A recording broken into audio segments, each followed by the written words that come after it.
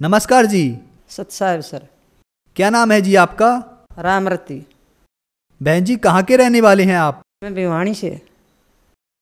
संत रामपाल जी महाराज से आपने नाम दीक्षा कब ली? मैंने 1 जनवरी 2004 में ली थी जी। बहन जी संत रामपाल जी महाराज से नाम दीक्षा लेने से पहले क्या आप कोई भक्ति साधना भी करते थे? हाँ जी करते थे। शिव जी की कराया करते जी, व्रत भी कराया करते और श्राद्ध वगैरह भी निकाला करते थे। जो घर में परंपरा थी वह जी हम सारी साधना कराया करते और शिव जी की कुछ ज़्यादा ही मानता कराया करते हैं। बहन जी जो आपने बताया कि शिव जी भगवान की आप भक्ति साधना करते थे, उनसे आपको क्या क्या लाभ मिले? उसमें घर में बिल्कुल हानि होती चली गई। एक तो मेरे पति की डेथ हो गई थी, मैं शिव जी भगवान की पूजा करते करते, और मेरे घर में जो भैंस लाती, मैं नई भैंस ताज़ा भैंस लाती, कभी दूध नहीं देती, कभी काटलू मर जाता, कभी नए दूध नहीं होती। मेरे घर की बहुत कमज़ोर हो गई थी, बहुत हानि हुई मैंने शिव जी की पूजा करते करते। मैं शिव जी की भगवान की पूजा करते करते मेरी ज़मीन पर भी केस चल चुका था। उसकी मैं कोर्ट कचहरियों के चक्कर काट के बहुत थक चुकी थी, मैं बहुत दुखी हो चुकी थी। उसका भी कोई नहीं हुआ मेरा। शिव जी की पूजा करते करते मैंने कोई लाभ नहीं हुआ। तो बहन जी आपने बताया कि शिव जी भगवान की आपने बहुत ज्यादा भक्ति की, लेकिन आपको कोई लाभ प्राप्त नहीं हुए, बल्कि आपके पति की डेथ हो गई। उसके अलावा आपके घर में जमीन का केस भी चल पड़ा। तो फिर संत रामपाल जी महाराज के बारे में जानकारी आपको कैसे मिली? संत रामपाल जी महाराज के बारे में से पता लगा कि मेरे पड़ोस में एक मेरी बहन लगती थी, उसने नाम ले रखा था। उसने नाम ले रखा, वह मेरे को बताती, बहन संत रामपाल जी महाराज की शरण में जाने से ऐसे ऐसे लाभ होते हैं, ऐसे ऐसे लाभ होते हैं। मैं कहने लगी क्या मेरी धरती का भी समझौता हो जाएगा वहाँ नाम लेने से? वह बोली क्यों नहीं, बिल्कुल हो जाएगा। मैं उसके कहने से मैं संत रामपाल जी 1 जनवरी 2004 में मैं संत रामपाल महाराज से दीक्षा ली। बहन जी आपने बताया कि आपको एक बहन ने कहा कि संत रामपाल जी महाराज की शरण में जाइए और आपकी जमीन का केस सुलझ जाएगा और संत रामपाल जी महाराज से आपको बहुत लाभ हो जाएगा। तो क्या संत रामपाल जी महाराज की शरण में जाने के बाद आपको कोई ऐसे लाभ की प्राप्ति हुई? हाँ जी मैंने बहुत लाभ हुए सर। पहले तो मेरी ज़मीन का केस था, वे चल रहा था, तो मैं एक दिन उसे में बहुत तंग तो हो रही थी। एक दिन मैं संत रामपाल जी महाराज जी का सत्संग था, मैं सत्संग में परमात्मा के घर दंडोत प्रणाम करके रोने लगी। है परमात्मा, या तो इस ज़मीन का किसी भी तरह करा दो, या इसे बिकवा दो, या इसका समझौता करवा दो। परमात्मा मैंने से कोर्ट कचहरी के चक्कर काट के मैं थक चुकी हूँ। मैं ऐसे होते हुए से परमात्मा ये कहकर संत रामपाल जी महाराज का सत्संग था करोत है, मैं वहाँ आ गई। वहाँ आने के बाद परमात्मा ने ऐसी दया करी संत रामपाल जी महाराज ने मेरे ऊपर कि जो ज़मीन को लेने से कई दिन उसके इच्छुक थे वे कभी नहीं लिया करते, ऐसे ना कानावानी कर जानते। फिर वे वहाँ पर पहुँचे, वह बोले उन्हें वहाँ पर अलासमेंट करवाई, भिवानी से रामरती को बुलाना। मैंने सोची क्या हो गया घर पर, मैं अच्छे ठीक ठाक से आई थी, मैं एकदम घबरा गई।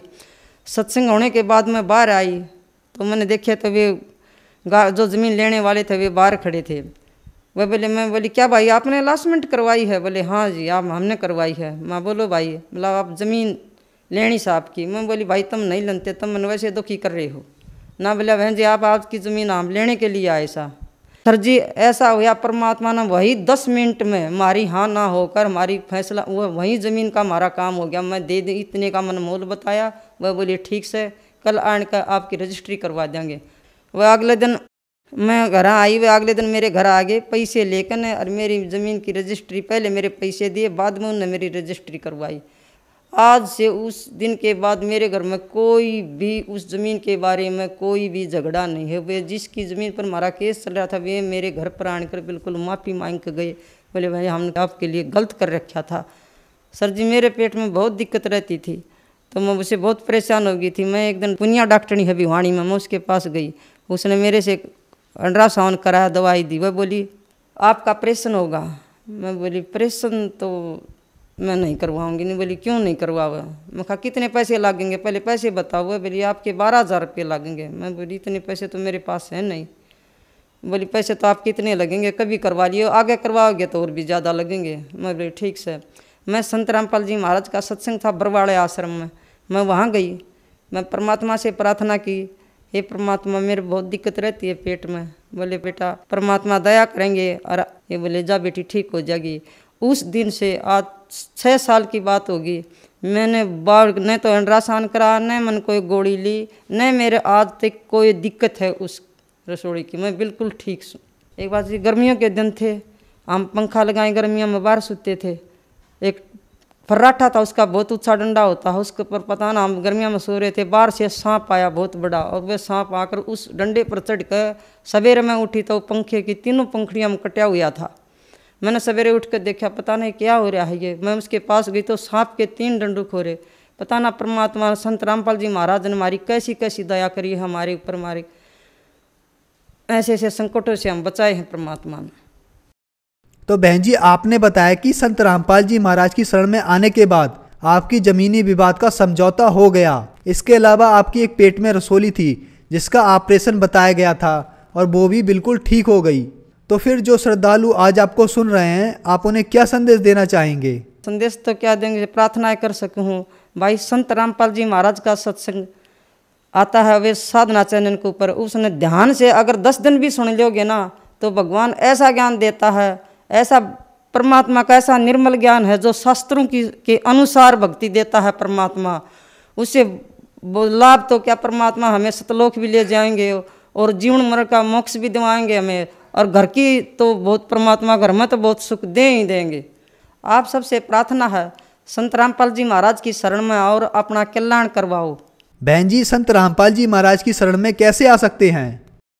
संत रामपाल महाराज की शरण में टीवी पर बहुत से चैनलों पर सत्संग चलता है, उसके नीचे पीली पट्टी आती है, उनके ऊपर फ़ोन नंबर हैं, उन पर फ़ोन लगाकर आप दीक्षा ले सकते हो। बहन जी, आपने बताया कि आपने संत रामपाल जी महाराज से 2004 में नाम दीक्षा ली, उसके बाद 2006 में करौथा कांड हुआ और अभी 2014 में बरवाला कांड हुआ। इन दोनों कांड में मीडिया के द्वारा संत रामपाल जी महाराज के बारे में जो बताया गया वो बहुत ही उलट था, और जो आप लोग बता रहे हैं इन दोनों में बिल्कुल ही अंतर है। तो आखिर सच्चाई क्या है? जो मीडिया बोल रही है ये बिल्कुल झूठ है, ये बिल्कुल साजिश रची हुई है। वहाँ पर कुछ भी ऐसी चीज़ नहीं थी जो ये मीडिया और इतना घिनौना खिलौना संत रामपाल जी महाराज के ऊपर केस पर केस लगाई रखी है, बिल्कुल झूठे केस बनाए हुए से।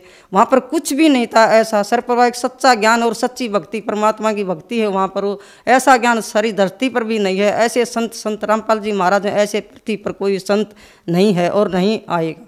धन्यवाद जी। सत साहिब।